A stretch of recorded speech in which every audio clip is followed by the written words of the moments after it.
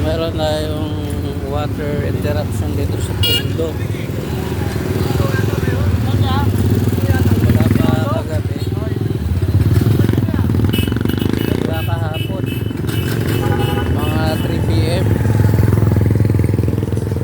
Kaya dito guys, merong drain supply yung Maynila do. Ayan.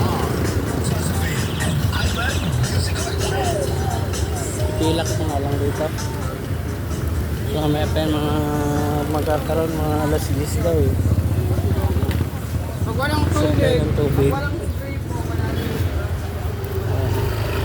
Nag-deliver na yung supply dito ng Maynila. Hindi no, naman natin sagat.